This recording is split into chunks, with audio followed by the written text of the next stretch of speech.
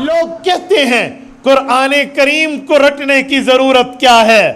حفاظت اللہ نے لی ہے، حفاظت اللہ کی ہے، حفظ کے مکاتب کیوں قائم کرتے ہو؟ ضرورت کیا ہے پڑھنے پڑھانے کی، رٹے لگوانے کی؟ چھوڑو، حفاظت اللہ کے ہاتھ میں ہے، رب حفاظت کرے گا۔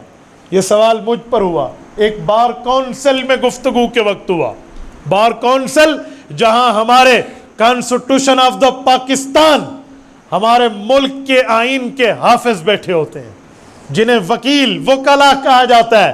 اس بار کونسل میں میرے ایک پیٹی بن بھائی، ایک وکیل مجھے کہتے ہیں مفتی صاحب LLB سے شغل آپ کا بھی ہے، وکالت کے معاملات میں آپ ہمارے پیٹی بند بھائی ہیں، ایک جملہ کہوں جی بڑے شوق سے کہ جی میں یہ چاہتا ہوں کہ میرا ذہن آپ کلیئر کر دیں، جب حفاظت اللہ نے اٹھائی ہے، وعدہ کر دیا انا نحن نزلنا الذکر وانا لہ لحافظون، ہم نے نازل کیا، ہم حفاظت کریں گے، پھر کیا ضرورت آئی؟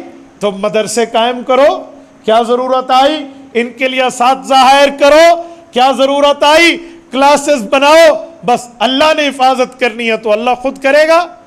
میں نے کہا میرے ایڈوکیٹ بھائی آپ کا سوال سراخوں پہ، ایک سوال میں کر سکتا ہوں کہ جی آپ جواب دیں، کہ میں سوال کروں گا اس میں جواب موجود ہوگا۔ کہنے لگے جی کریے۔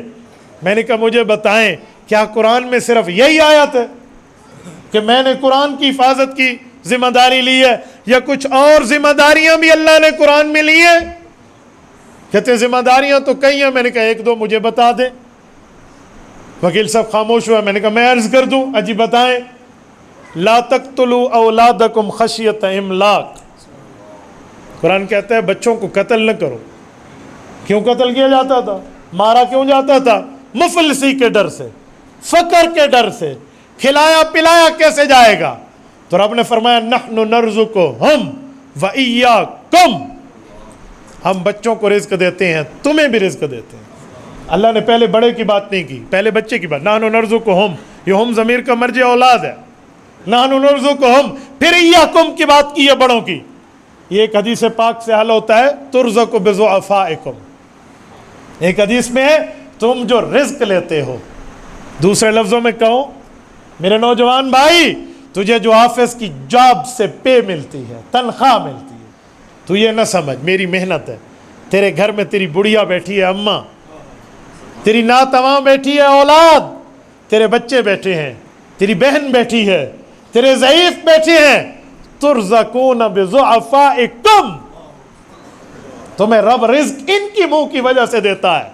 تو پہلے غریب، کمزور، ناتواں، ضعیف، نابالغ کی وجہ سے رب تمہیں رزق دے رہا ہے۔ تو رب کے قرآن نے بھی یہی فرمایا نحن نرزقہم وإیاکم، ہم انہیں بھی دیتے ہیں تو تمہیں بھی دیتے ہیں۔ میں نے کہا میرے وکیل بھائی رب نے رزق کی ذمہ داری بھی اٹھائی ہے؟ کہتے نو ڈاؤٹ، بالکل ٹھیک ہے۔ تو میں نے کہا جب یہ بات طے ہو گئی مسلم عند الطرفین کہ رزق کی ذمہ داری بھی اللہ کے ہاتھ میں ہے، جی ہاں، آپ نے یہ پیشہ کیوں اختیار کیا؟ آپ نے سائیڈ لائن جاب کیوں اختیار کی؟ آپ کاروبار میں اشتراک کر کے اپنا حصہ کیوں ملائے بیٹھے؟ آپ نے دکان کیوں کھول رکھی؟ بند کریں دکان، شٹر کو لاک، جاب سے ریزائن، پیشہ ختم، کاروبار بند، گھر بیٹھ جاؤ۔ اللہ نے اس کی ذمہ داری اٹھائی ہے۔ کہتے ہیں مفتی صاحب اللہ نے عقل بھی تو دی ہے، ہاتھ پاؤں مارو گے تو رزق ملے گا۔ میں نے کہا صرف اس ذمہ داری پہ ہاتھ پاؤں ماریں گے؟ اللہ ہو، آپ نہیں سمجھے میں کہاں پہنچانا۔ میں نے کہا صرف اسی ذمہ داری پہ جہاں پیٹ پلتا ہے، اس ذمہ داری پہ ہاتھ پاؤں ماریں گے تو رزق ملے گا۔ میرے بھائی اگر اسلامی اینک تو نے لگائی ہوتی نا، لبرلز کی اینک اتاری ہوتی تو تجھے سمجھ آتا کہ جیسے رزق کے لیے ہاتھ پاؤں مارو گے رزاق کی ذمہ داری پوری ہوگی۔ قرآن کی حفاظت اللہ کے ہاتھ میں ہے، یہ اولادیں استعمال ہوں گی، رب کی ذمہ داری پوری ہوگی۔ یہ تو آپ کو نظر نہیں آتا۔